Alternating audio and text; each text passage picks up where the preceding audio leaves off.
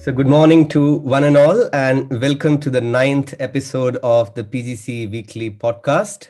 For the first time, we are coming out with this episode during the morning.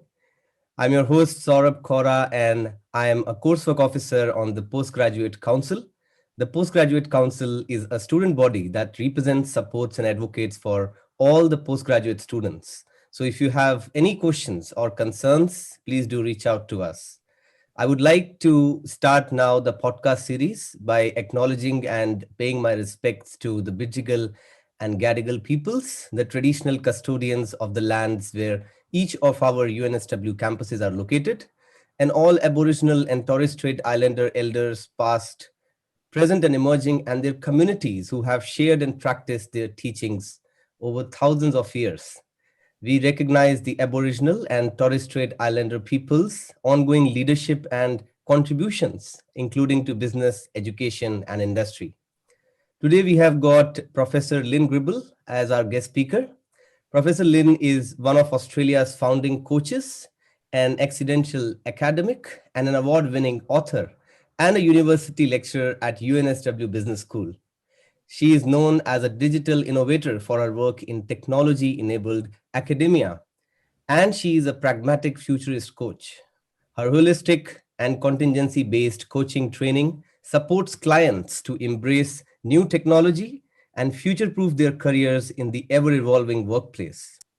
Professor Lynn is a sought-after speaker and thought leader on emerging issues in the world of work and runs the podcast series Uncommon Thoughts on Common Things. Also, let me just remind you that this podcast is not just about Professor Lynn and myself, but it is for everyone who is either listening to us today through Zoom or Facebook Live and watching the recorded version of the same afterwards. And as usual, we would be happy to raise any questions coming throughout the session. Now, let's move to the topic for discussion, which you might have guessed by the introduction of the speaker itself, which is future-proofing your career. Now, the Cambridge Life Competencies Framework outlines 6 key areas of competencies, which is creative thinking, critical thinking, learning to learn, communication, collaboration, and social responsibilities.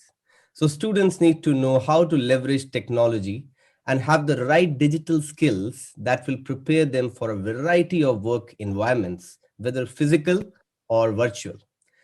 So my first question to you, Professor Lynn, is actually related to this very basic question where many UNSW might be a bit puzzled as to what their future looks like, considering the added effect of COVID-19 now. So what would you be guiding the students who might be asking themselves as to what the future has in store for me?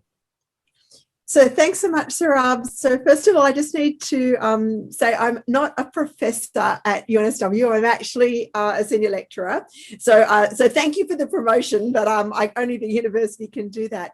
I'm also coming to you today from Bidjigal land and acknowledge Indigenous leaders past, present and emerging. And I think that you've asked a really pertinent question, because when I think back to when I started my career, people were talking about how do I future-proof? And I think that for each and every one of us, what we need to do is constantly be curious. If you become digitally curious and you become curious about the world around you, about how things are changing, you are more likely to be successful both in your current career, but also ready to adapt. And it's interesting because I think that so often when you are a student, you are training for the career that you think you're going to do. And as somebody who teaches students more broadly about ethics and corporate social responsibility and sustainability, which is, of course, a very, very important thing, then we need to recognize that we will learn our core skills. So, you might learn your core skills of accounting or HR or marketing or information systems, but it's actually your ability to then take those into different contexts and emerging contexts and adapt that's really important. And I think it's those things where we can connect with people. And now that's about being able to do that digitally, whether that's e-meeting, e-networking, being able to negotiate, being able to think, how do I broaden those connections and engage? And I think that, while we're talking about the sort of 6 broad areas that are for the future, it's digging deeply into those about how do we bring difference, because your ability to public speak. And so I was so excited to see you, Saurabh, working on this project, and also just saying, how do I bring these stories to everybody? And then even in your opening today saying how, if you've got a question, reach out and we will answer it, because it is about that voice that is otherwise not heard. So the future of work and future-proofing your career is thinking about how do you collaborate in ways that are new, and also how do you pivot. Don't get stuck with, I've trained to be an accountant, that's what I can do. It's what else can you do with that? And I've just watched a number of people, quite what I would call later in their career rather than early or mid-career, move their skills in accounting and finance to managing risk, which is now a huge and emerging area. And so it's not about saying, this is what I'm trained to do, that's all I can do. Think about, how do you take the core skills and evolve them out to do broader things? Sure. Just to reiterate the fact that, this is for the first time that any of the UNSW clubs or societies came up for the first time with a podcast series. So just wanted to add up to that, because we understood that there is a need to address some issues, and the students might want to know, knowledge beyond their subject domains, which is quite useful for them at their workplace as well. And the thing about a podcast is you can listen to it anytime or come back to it at any time. So if there's something that you hear that you think, oh, that's useful, or you can have it playing in the background when you're, I don't know, tidying your house or doing something else that's not a language cognition, because if it's language cognition, you can't do the two things at once. But podcasts are the future, and they're a voice, right? So this is the other thing is, finding your information, making sure that you're getting your information from the appropriate sources is really important. And, this is one of the things that postgraduate students have access to, because you're looking at who are you speaking to, and are they actually the right person for these postgraduate students to be talking to. So I saw a great little clip yesterday on Facebook. It was about, where do you get your information from? And they were saying, like, I'm a real doctor, I'm not a this or a that. And so it's true. It's, what is your expertise? I'm not an expert in epidemiology, so I'm certainly not going to talk about that. But in terms of workplaces and understanding how they evolve and how people work together, how people can be successful, absolutely, that's my area of expertise. Sure. And now moving forward, I'm a big fan of Simon Sinek. You must have heard about him. And as Simon Sinek says that the why is the purpose, cause, or belief that drives every one of us. Whether you are an entrepreneur, an employee, a leader of a team, or are looking to find clarity on your next move, your why is the one constant that will guide you towards the fulfillment in your work and life. So how can students correctly understand what they are passionate about doing in their life? So I talk about this a little bit on my own YouTube channel about, be careful about the difference between passion that's a hobby and passion that you want to earn a living out of. Right. So the first thing I want to address is, I love doing photography and doing creative pursuits, but that is not necessarily the thing that would sustain me every day to earn a living. And so this why of who I am is really deeply seated in, I like to actually watch people grow. And that's been a constant thread throughout my life. So I think that for students, the most important thing is to think about those things that give you joy. And then think about, do they give you joy even when you're under pressure? And that's the key to a work passion. So when Simon Sinek says find your why, absolutely, my why every day is to get up and to watch other people grow and to learn something myself. So I have the perfect job to do both of those things. If I was just doing creative pursuits, I could have a lovely time, but I wouldn't enjoy them under time pressure, because creative pursuits, A, have often an infinite timeline, and B, they don't give me that other adrenaline hit of how did somebody else grow and change. But that's also been very informative for me in my career, because I was offered the chance to go and be a CEO, but I went, it's actually not what I was put on this earth to do. I was put on this earth to actually support and develop others. So that made me then look back into my HR career more fully, and of course ultimately led me to making the decision to come and work at UNSW. So I think that the first point for a student to start with is, if you're doing something and you think, oh, I just don't want to do this, and even when you then find your motivation to do it, if it still feels like, and the only uptick is it's done, that's not a passion. And so remember that sometimes we have to get a routine to find the passion too. So, I'm a runner, and for a long while, I didn't know how much I enjoyed running till I actually got into a routine. And now when I go, it's the joy, it's not the going, it's the actual joy of the doing. So I think that's the other thing to think about is when you're doing something, those things that you get lost in, that you just find yourself, the time passes with no recognition of the time passing. They're the things that can unpack and uncover and discover our passions. So think about those things that when you're doing them, time just loses all sense. That can really drive us. And then knowing also what you get out of it. So I love nothing more than to watch the students that I've met doing something. They come back a year later, or somebody like yourself comes and says, guess what, I'm doing this, and I go, wow, that's awesome, right?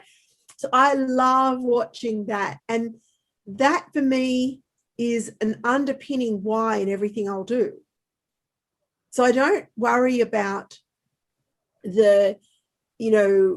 somebody says, would you do this? I think to myself, okay, if I do that, will my why be fulfilled? If the answer is yes, then it's easy to know I'm going to enjoy it. If the answer is it's just going to be a task, I still might say yes, but I'll understand it's not going to be fueling my passion. So find the moments that are the joyous moments, and then say, what is it about? What is it about this moment, right? Don't make it so concrete that it's about this thing. If you're doing somebody's books, is it the joy of finding the thing that's hidden?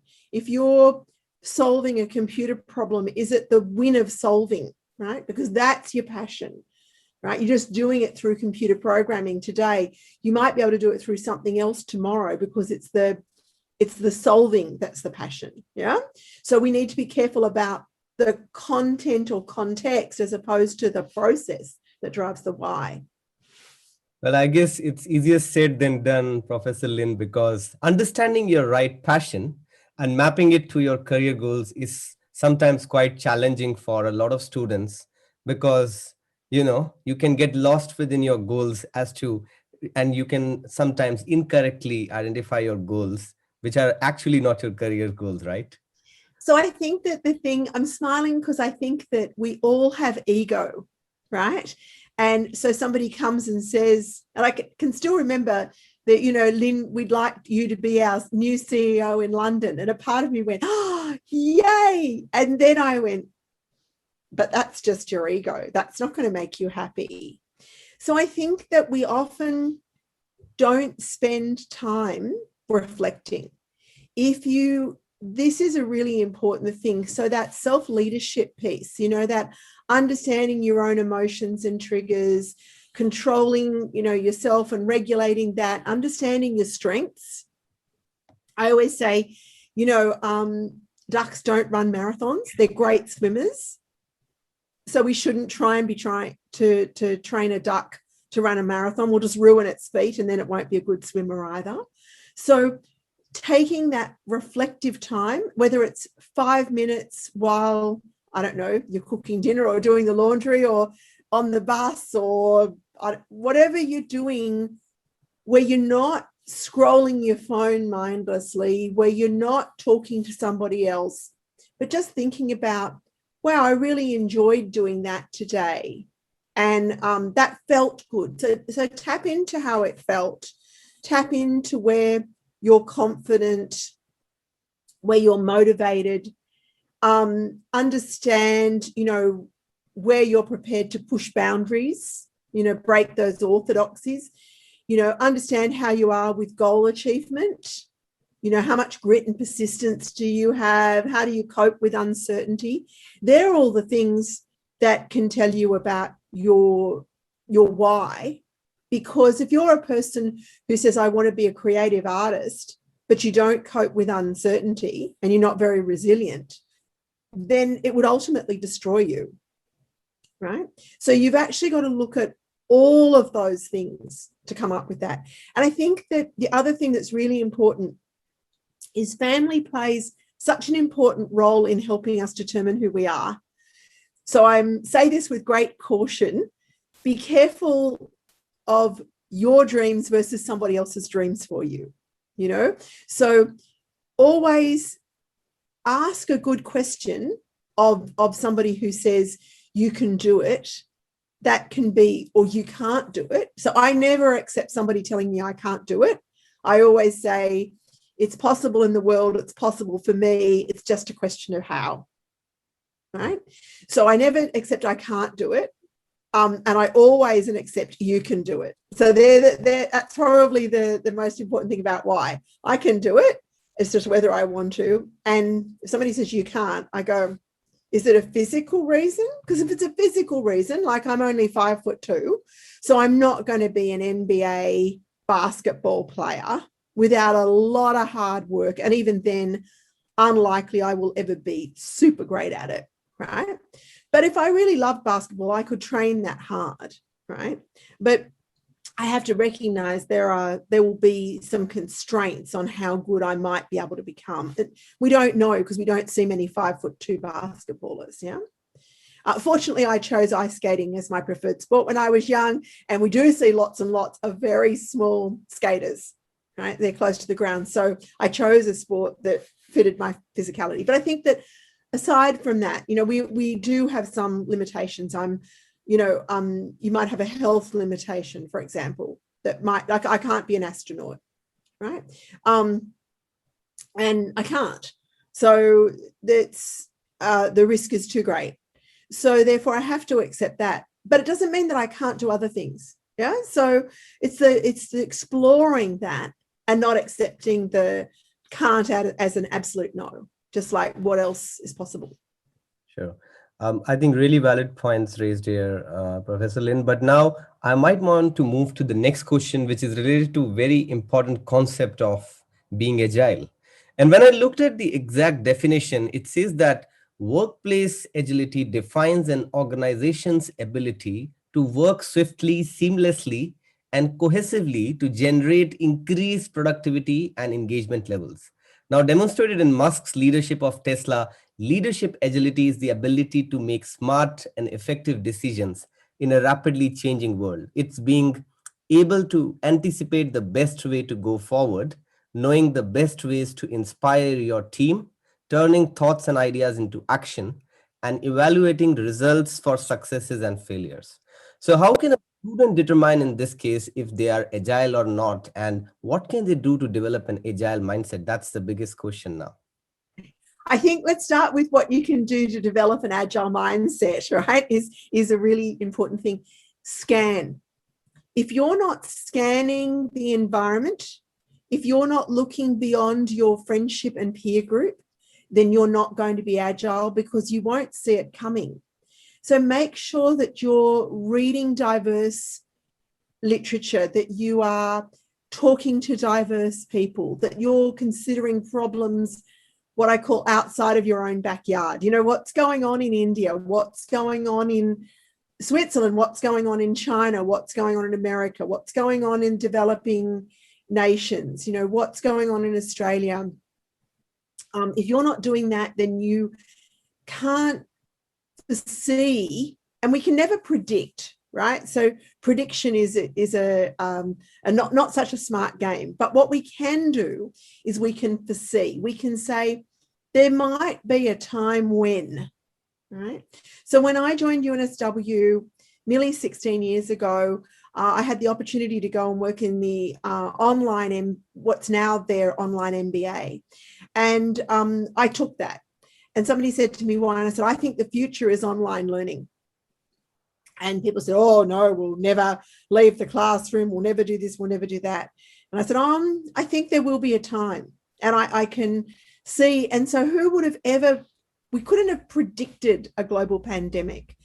But it was really interesting because as I was watching people being unwell in the December, I'd already gone to the head of our school and said, we need to be ready if something changes. So when something changed, we were actually able to overnight move to online. And I'm aware that across the university, we moved very quickly. We moved in 5 days. But for a course where I had 500 students, I was able to move overnight. So between Sunday night at 6 p.m. and Monday morning at 7, we'd made the decision. By 11:30, we were fully online. We were hybrid. And by the close of business that day, we moved everybody fully online. So that's about being agile. It's about having not a firm plan, but an idea. And I constantly play. So agility for me is about those ideas. And I play in the idea space. And I just let my mind go into those idea spaces. And I don't, whenever I think of something, I think, okay, what's the complete opposite of that? If I had no money, no resources, no ability, what's the person who doesn't have this education? How are they going to do this? So that's, and then on the question of how do you work out whether or not you're agile, look at how resistant you are to change. Are you able to move within a very short time frame from disappointment, aggravation, annoyance at something that's changed, right? Because we do have all of those. They're all real emotions and they're real. And we should feel them, but we will feel them, and we need to, therefore, we should acknowledge them. Yeah. I know last week you talked about mental health. So these are important things. But the real thing is how quickly we recover or we bounce. And agility is about our ability to say, okay, it is what it is, but what am I going to do about it? Right? Not keep fighting against something you can't change. That's just wasted energy, right? The best thing you can do is say, okay, this is the circumstance. What can I do? Because you can't change the circumstance, but you can change what you do about it. And that's the most powerful thing that students and businesses can do, right? So everybody needs to say, if this is what we're facing, what do we do? And how do we respond? But constantly scanning for what's happening is really, really important. I think one of the important points which you raised, Professor Lynn, at the beginning of the conversation itself, that you need to talk to people from different countries. You need to know what's going on in different countries. And that really helps to develop that broader perspective beyond what you have been brought up in, or beyond what your scope of thinking is actually. So, this is very important concept which you touched upon, and the overall concept of agility as well. Now, my next question can be something which is very important for all the students. And when I was researching this as well, what I found was related to comfort zone. Comfort zone is a state of mind where a person's anxiety and vulnerability are minimized to manageable levels. It is that area of your life in which you feel familiar with and in control of yourself. Now, how would you define comfort zone, Professor Lynn, and how do you think students listening to us today come out of that comfort zone? So a few weeks back, University of New South Wales had an interview with Daniel Canahan. And I would highly recommend that people access that. In fact, we might find the link and give it to them, because he talked about systems 1 and systems 2 thinking, right? To me, what I link that to is habits. So my comfort zone is where my habits allow my life to run really, really easily. Those habits that we have, I even talked about it before, and I said I run. I put my running gear out the night before. I just get up, I put it on. It's a habit. I don't think about, is it wet? Is it cold? Is it hot? Is it, do I want to go? I just put it on and go. It's a habit. That's my comfort zone, right? It's not comfortable to do it, but it's my comfort zone. I know exactly what to do. I know when I'm at the edge of my comfort zone because it does feel a little bit anxious. But I try every day I have a book on my desk, and I don't know if it will show. It will show if I put it right in front of my face. It says, do one thing every day that scares you. And it's a journal, right? And it was given to me by a very dear friend and colleague. And I try every day to do one thing that is not comfortable, right? Not that's putting me at risk, life and limb, but just is that little bit more difficult, a little bit riskier, because if I ask somebody to collaborate on something and they say no, what have I lost? Right? If I have a go at something and it doesn't work, what have I lost? The other day I was baking and I thought, it'd be really interesting if I did this. And I thought, well, the worst thing that happens is these muffins are not as tasty as they could be, but they were great, right? And so sometimes I'll try something and I'll go, because the risk is worth it. So I don't risk something that's worth a lot of money or anything that can harm somebody. And in fact, I always ask myself that question, if anybody's going to be harmed, then no. But if I can, is there any harm to me? Is there any harm to somebody else? Is there any harm to society? The answer is no, then it's worth a try. And what's the worst thing that can happen? I tried, it didn't work. I learned something out of it. And as long as I then apply that learning to something else, and each time it stretches, the thought of just staying in my comfort zone frightens me more than having to step out of it, right? Because if I had never taken the chance, then I can't imagine how dull my life might be right now. And I can't imagine what limitations there might be. But every risk that pays off opens a door, and you never know where it's going to go. So the worst thing in the world is to have missed that opportunity. So I blog during the day about, take opportunities. So if it's a bit dull and it looks like it might rain, I'll still go for a run, because you know what? If it's pouring in an hour's time, then I really don't want to go.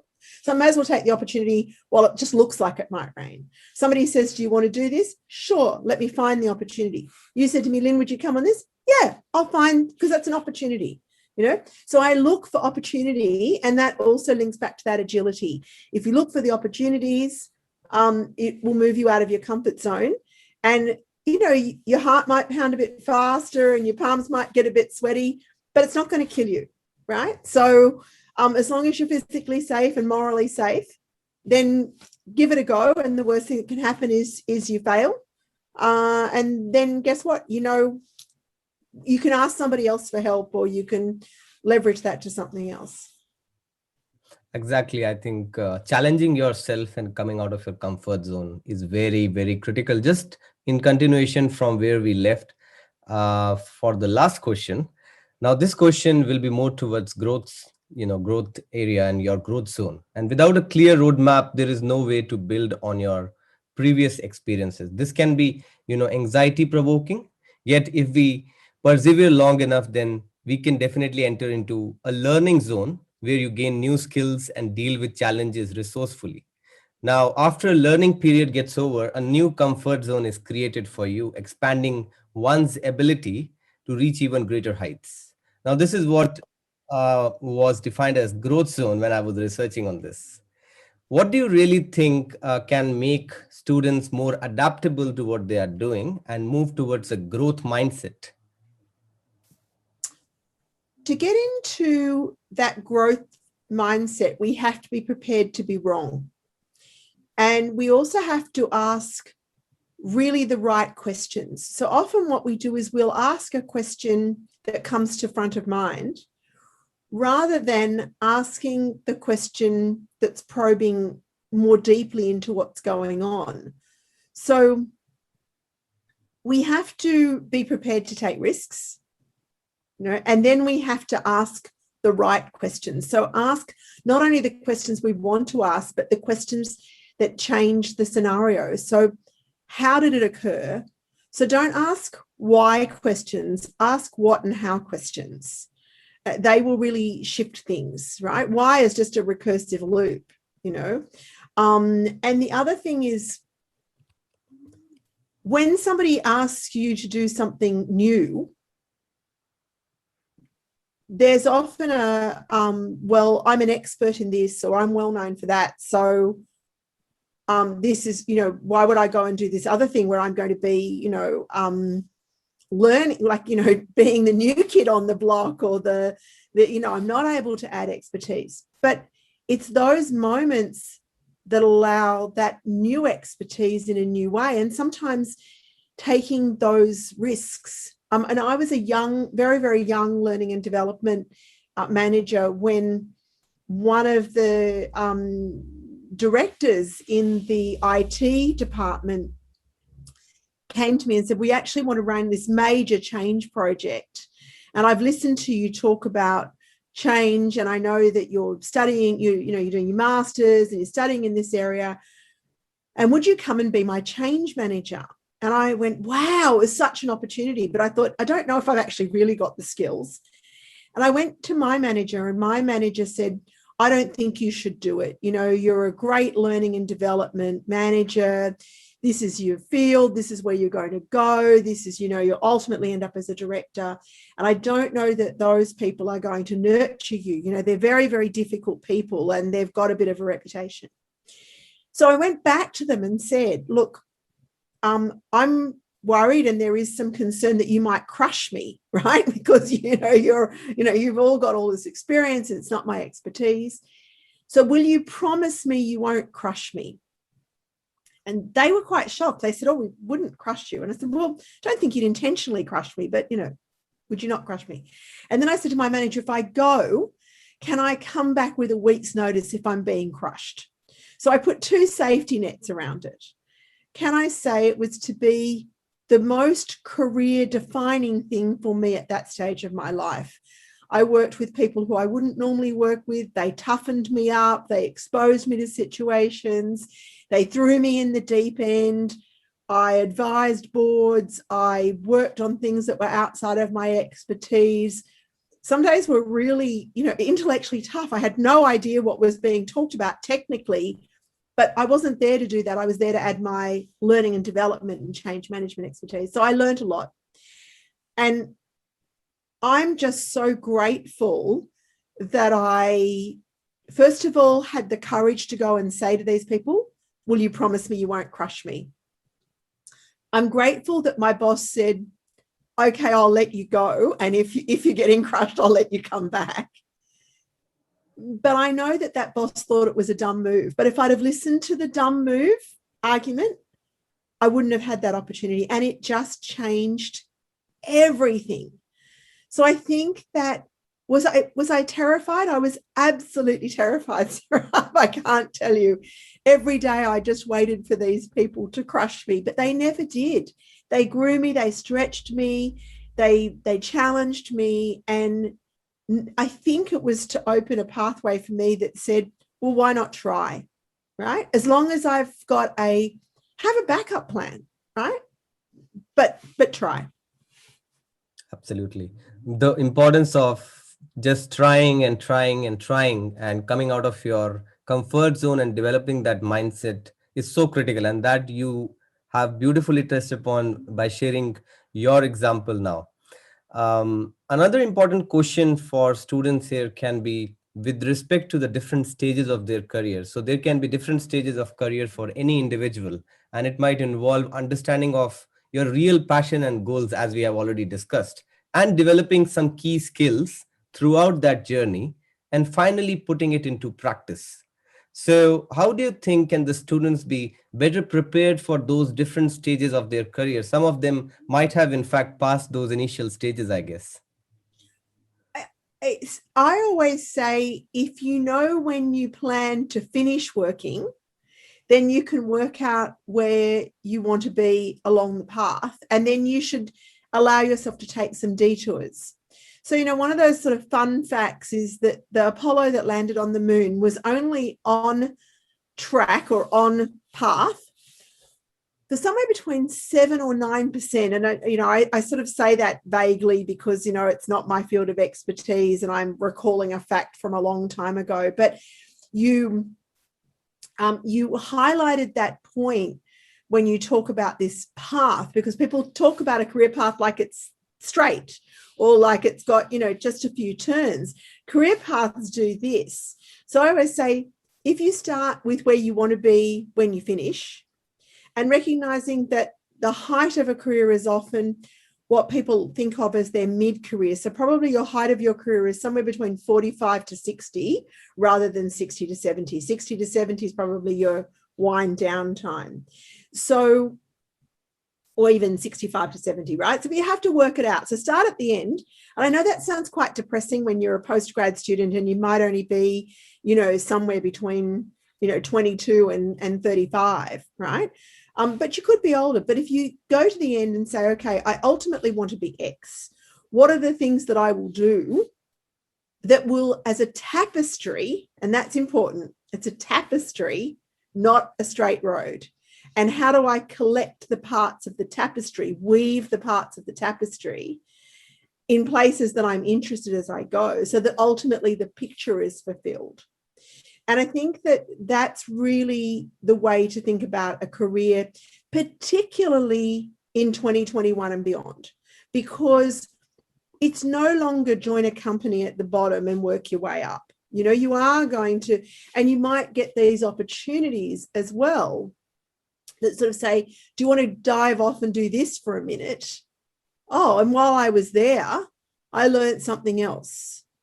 So if I look at my own career path, everything that I've done, I've learned something else, and that's led to the next thing. Did I have a grand tapestry? No, but I had lots of beautiful threads, right? And the threads were, I like to be of service. I like to do something that's intellectually challenging. I like to excel at things. So I like to do them to the point where I can do them well. So if you know those component parts, then you can still weave a beautiful tapestry, right? But either you have to choose the picture of the tapestry or choose the threads and then work towards the weaving to create a beautiful picture or to fulfill the picture. And there's two ways of looking at it. Yeah, again, I think one key point which you touched upon here is that the path is not straight always. It can have a lot of turns, a lot of curves, a lot of difficulties, a lot of new things coming onto your way, which can really test your temperament and your courage to actually cross those situations. But one question before I always end my podcast, I ask all the speakers that we have discussed a lot of things during the podcast. In this podcast, we discussed about growth zone, comfort zone, and developing your passion, different stages of your career. So what can be the 3 top key takeaways for the students who are listening to this out of all that we discussed? If somebody might have joined us late now on Facebook Live, so it will be a good refreshment for them. Take the opportunities and say yes. That would be the first thing. If it terrifies you, but you can't be harmed, still do it. And ask people for help. Reach out, right? Don't do it on your own. And I'm going to sneakily slip one in, which is it's not a straight path, right? But I think they're the 3 things, right? So take every opportunity that comes your way. And then, if it scares you, but it won't harm you in any way or harm somebody else, do it, because out of that will come great growth. And then there's sort of, ask.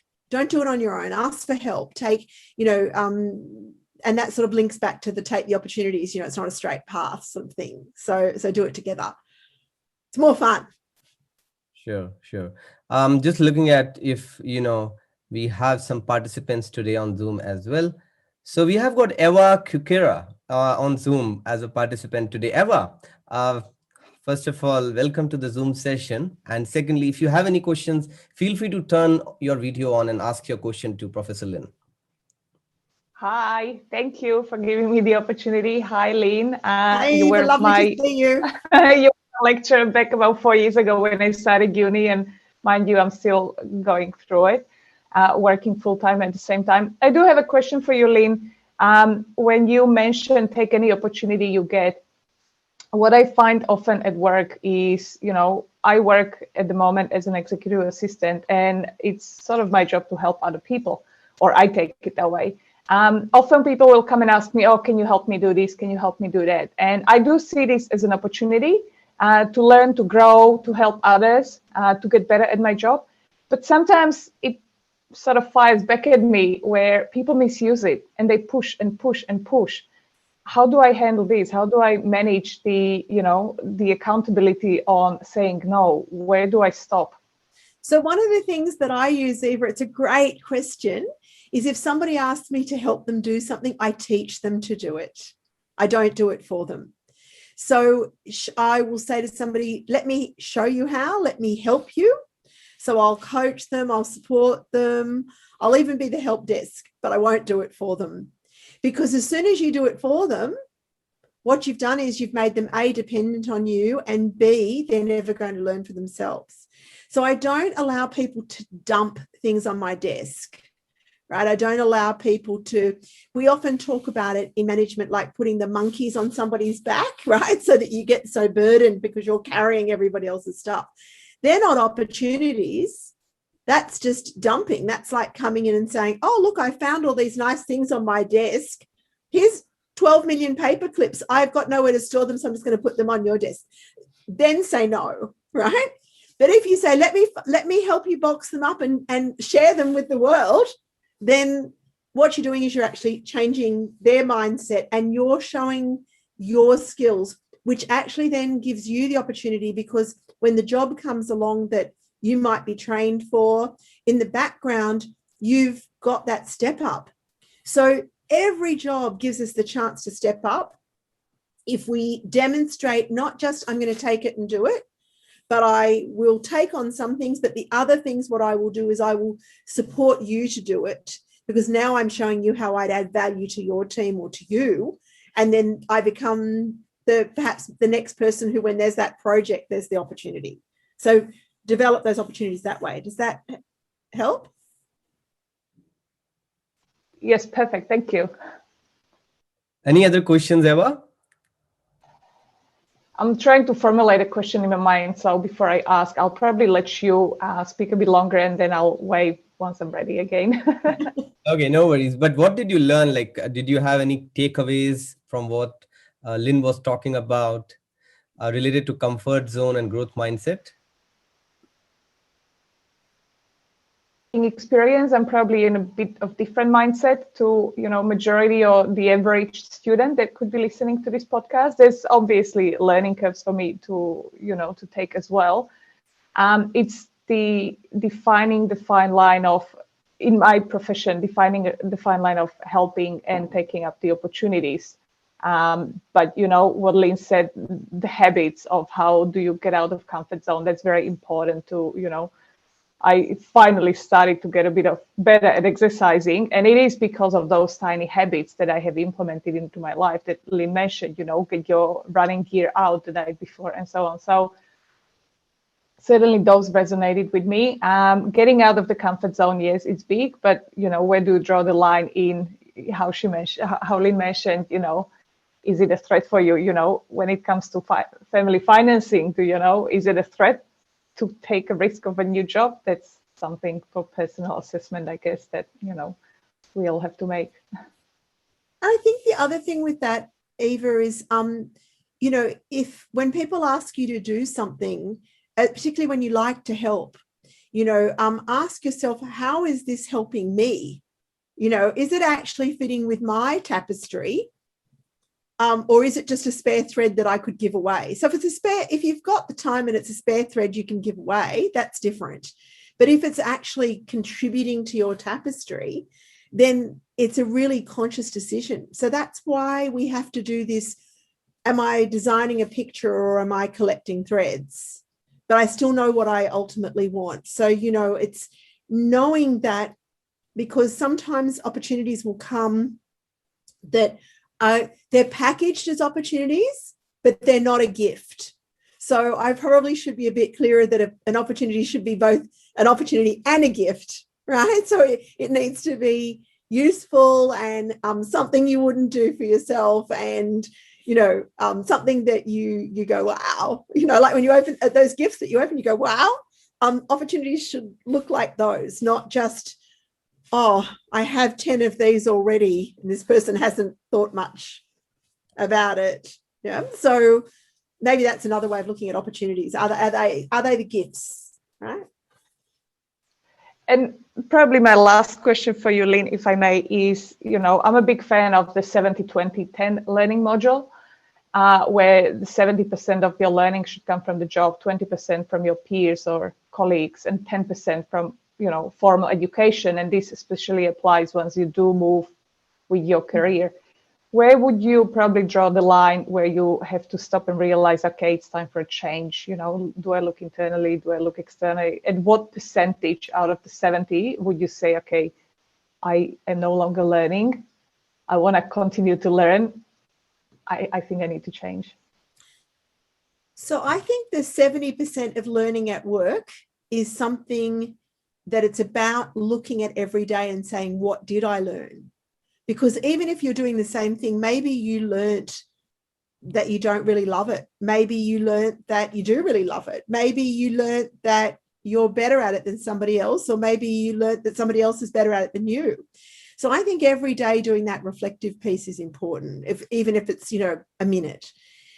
And I think that people in your career, we often think of the 70% learning as that I got to do a new skill rather than I developed. And it wasn't until probably I was, I'm going to age myself now, but when I was in my early 30s, somebody said to me, you can take a new job, but you won't be fully competent in that new job for somewhere between 6 and 12 months. And I thought that was just a shocking number, right? I was so horrified. I was like, but I'm very good at what I do, and, I'll be able to do it straight away. They said, oh, yes, you'll be able to do the job, but that doesn't make you competent in our company. And I went, oh. And I thought, I had this moment going, I'm smart and I can, I understand what the business does and everything. And then over that 6 to 12 months, I really paid attention to what I learned. And what I learned was very deep about the business. So you have to be good at a job, you have to be very good at your technical skills, your core competence. You have to be very good at those interpersonal skills and those networking skills and the digital skills, all the things that, questioning skills, the sort of all the things that make you able to do the job at a higher level. But when you understand that business, its strategy and how it can pivot and what they're all on about, and that aligns for you, then that is really the sweet spot. And then you're learning every day. So I've been at University of New South Wales for 16 years, but I am learning something every day, right? And I look for those opportunities. So I think that sometimes we think it's time to go to a new company or do a new job when it's actually, we might be a bit bored, right? And we need to make sure that we've got a good balance. Don't have to be learning on the job. You can go and learn a new skill outside of the job, which might ultimately change your mind about how you're doing the job. So, for example, a few years back, my daughter decided she wanted to be a costume designer, and I couldn't really sew. So I had to go and take a basic sewing course so I could support her to be a distance ed student, right? I was like, what am I doing? So it was a week of my life. But what I learned was I'm a very good problem solver. And it was actually, I knew that probably when I went to the course, but what the course did was it showed me that my problem solving skills were exemplary in many different ways. So all of a sudden that invigorated my problem solving skills, as opposed to me thinking, oh, I'm not growing. I was like, I'm growing all the time because I'm always using my problem solving skills differently, right? So sometimes we have to just do that. So, get a drone, fly a drone, take photos, make something, write something, film something. Your 70% learning doesn't have to be on the job. It can be in the world. Go look up a YouTube on something you want to do. I don't know, learn how to use fondant to ice a cake, because in the process of doing that, you will learn something that you can then apply back in the job. And also remember that very deep understanding of a company. Right? And the bigger the company, the harder it is to get depth. And if it's a startup, I know Saurabh's working in a startup. If you're in a startup, it's even more complex, because often the people who are the starting up minds, they haven't articulated that yet. So being able to make that sense making is also part of that 70%. But I think you're right. We need to do more than just the formal education, if that makes sense. And, I work in formal education. But, that learning from others, ask. Show me, tell me, how does that work? Inquire, and it's great when you even asked that question today about when people ask me to do something, I was articulating something that I do every day that I probably don't think about as a learning, but it is a learning. Don't just say yes. Sometimes somebody comes to you and says, will you do this? Instead say, how can I help you to learn? And how can, and don't just take the extra load. I think, there are different kind of challenges, as we just talked about. With a startup, with a large company, it might be completely different. Now, while I'm working in a startup, I find it quite difficult sometimes to handle my clients and my team at the same time. Keeping both of them happy with limited resources available at all times is a big task for us. And as you talked about, some of the things like coming out of your comfort zone, having your core competencies prepared, this is so critical. And, having those problem solving skills, coming out of your comfort zone. And, just looking at the recent example of Sir Richard Branson, who took the space flight to Virgin Galactic. Now, if it was not possible, if he also had thought like that I cannot come out of my comfort zone, I cannot think beyond what others are doing, then that flight would not have been possible, what we saw over the last weekend. Did you see that? Yeah. I think that it's always just stepping out and saying, what would happen if, right? And we have to be prepared to dream. And I think Eva raised a great point. There are the real concerns. I'm a parent. I have to put food on the table and a roof over our head. And, they're all the real things. But it doesn't mean that I can't look for ways outside of that. Yeah.